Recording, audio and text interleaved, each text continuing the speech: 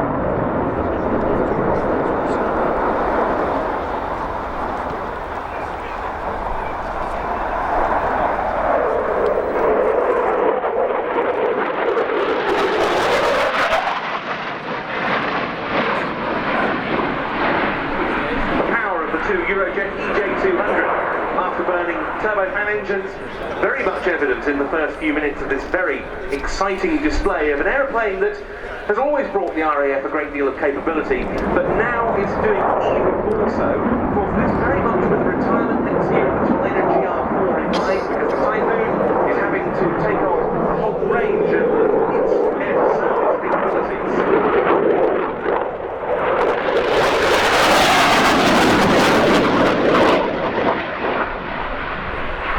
Yeah, absolutely. Something that the Royal Air Force and Eurofighter have been very much read into over the last 4 or 5 years, commencing with the various phases of enhancements to bring it from a pure fighter aircraft to the true multi-role swing role aircraft that we see today. Yes,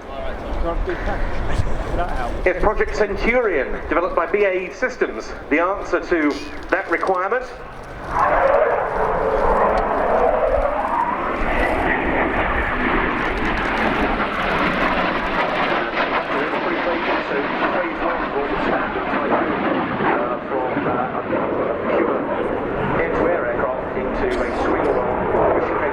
Enable the pilots to conduct both air-to-air and air-to-surface sorties, tasks in a single sortie.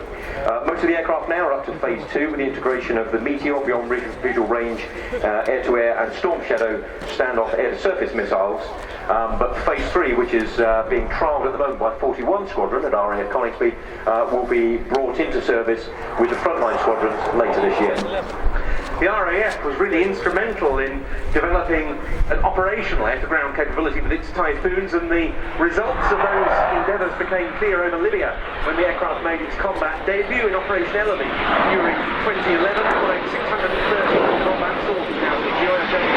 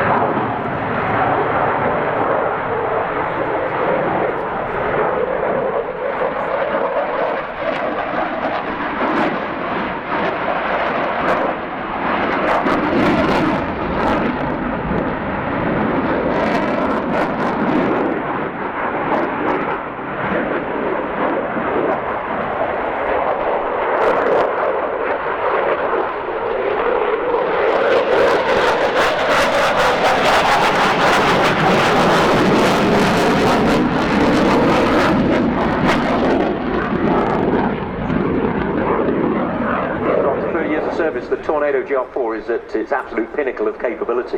But that will all have to change within the next year, as the Typhoon will become the air-to-surface platform of choice prior to the full operational capability of the F-35.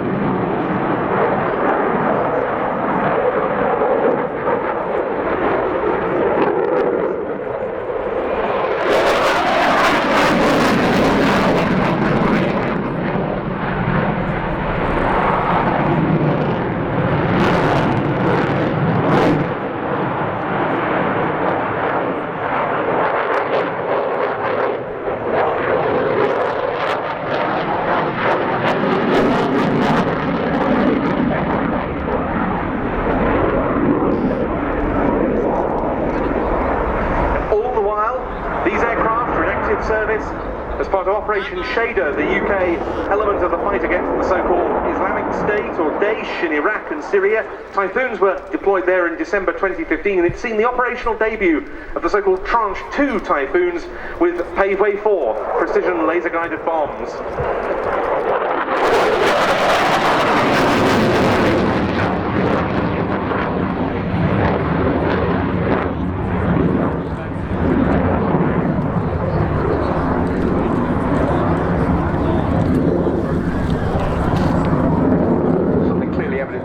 The enormous power-to-weight ratio and the high manoeuvrability of this aircraft, and its success as a bomber has proved the old adage that you can make a bomber out of a fighter, but not a fighter out of a bomber. It wasn't always something that manufacturers were sure of, was it, with their air superiority fighters? I recall the McDonnell Douglas advertising catchline for the F-15 when it was first coming out as a pure air superiority fighter, not a pound for air to ground. But how soon that changed. Of course, the F-15E Strike Eagle proves that very point, a magnificent aeroplane.